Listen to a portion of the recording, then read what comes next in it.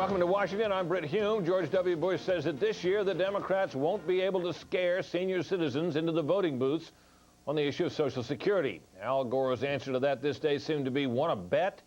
And he gave that answer in the state where Social Security probably matters most. Correspondent Jim Angle reports. Al Gore visited the Tampa Bay Buccaneers workout and got just what he's been hoping for, a promotion. I used to get all these jerseys with number 2 on them. To try to convince voters he deserves the number 1 spot, Gore was going around Florida telling people that George W. Bush would destroy Social Security. Social Security itself is on the ballot. You will vote and you will choose, and I ask you to save Social Security when you vote on Tuesday. It is very much on the ballot. Bush has proposed individual accounts within Social Security, but has not offered details of what he would do, saying he'd convene a bipartisan group to work it out.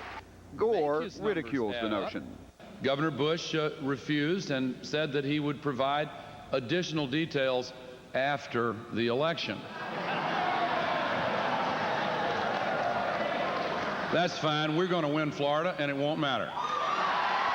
Nevertheless, Gore continues the attack, noting Bush has acknowledged that making the transition to individual accounts could cost about $1 trillion. But with a $2.4 trillion surplus, over and above the amount needed to pay benefits, Bush argues the system will be fine for at least 30 years. Gore preaches that electing Bush would immediately doom the system. In other words, under the other side's plan, Social Security would go bankrupt fairly soon and then go into massive deficits. Some Social Security experts and the Bush campaign say that is completely false, and the Republicans are using it in an ad to impugn Gore's credibility. Now Al Gore is bending the truth again. The press calls Gore's Social Security attacks nonsense. But Gore charges on, later telling voters that the problems in Social Security will come a couple of decades from now. By draining trillions away from the trust fund, his plan could make Social Security bankrupt, just as today's 45-year-olds are starting to look forward to their first checks. Actually, the Social Security Administration looked at several plans in Congress to create individual accounts, some sponsored by prominent Democrats, and found they would do what Al Gore does not, fix the long-term problems in Social Security. And they would do it without cutting future benefits, without cutting current benefits, rather. But they would trim future benefits a little, and Bush doesn't want to use anything that controversial to defend himself. Britt? Jim, the polls in Florida and other battleground states look unpromising for Mr. Bush, at least the ones we can see, yet his campaign seems confident and comfortable about Florida. What is going on? Well, I tell you, it's very strange. Both the Republicans and the Democrats say they do not believe the polls that show Gore up 11 or 12 points. The state Democratic chairman says he believes that the Gore campaign is up 2 points in Florida. The Bush people say they believe they're up by 3 points here. So there's a big difference there. They also differ over what the senior vote turnout may be. If it's at 40 or 45%, as some has suggested, the Democratic chairman says we will definitely win. The Republicans say the turnout here historically among seniors has been about 26%, and besides, they say, they're actually doing better among seniors than Al Gore is. So somebody is wrong. We won't know who until Election Day. Britt? All right, Jim, thanks very much. George W. Bush continued his effort this day to grab electoral votes in states that a Democrat should be able to count on. On Tuesday, it was California, Washington, Oregon, and his main event this day was in Minnesota. Carl Cameron reports.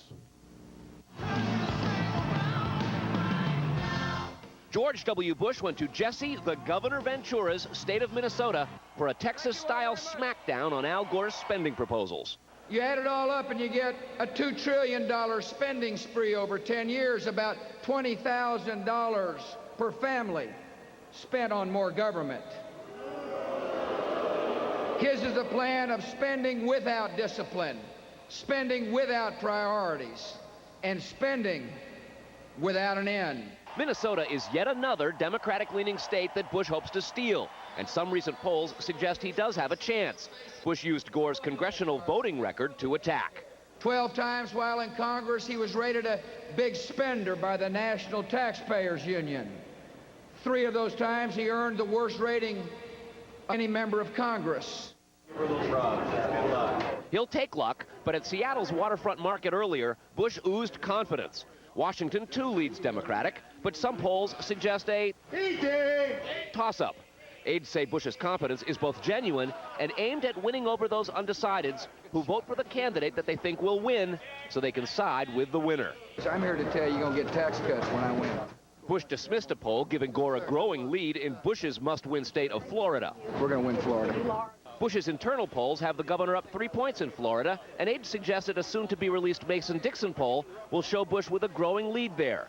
In Minnesota, with its 10 electoral votes, Bush boasted about a crowd of more than 7,000 in a state that's voted Democratic in presidential contests since 1972.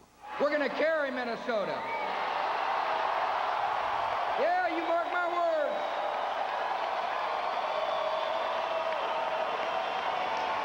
You know it. I know it. The only people who don't know it is our opponents, and they're fixing to find out. But for every shot Bush gives, he gets as much, if not more, in return from the opposition. And so it goes, each day the rhetoric getting hotter and the stakes getting higher as we wind down toward Election Day, with the one commodity that both candidates can't get enough of being time. In Minneapolis, Carl Cameron, Fox News. We'll have more on Minnesota a little bit later. Meanwhile, national daily tracking polls show George W. Bush seems to be strengthening his lead over Al Gore. The Battleground 2000 survey shows the Texas governor with a 7-point lead over the vice president in a four-way race. The Rasmussen Portrait of America poll shows Mr. Bush 6 points ahead of Mr. Gore, 47 to 41%. The USA Today CNN Gallup survey shows the Texas governor with a 5-point advantage in the four-way race. And the Zogby Reuters MSNBC poll also shows the Texas governor 5 points ahead of the vice president, 46 to 41%. That's up from a 3-point Bush advantage on the day before. Coming up next, voters in Minnesota put a third-party candidate in the governor's mansion. Will they turn out big numbers for Ralph Nader in the presidential race? That story next.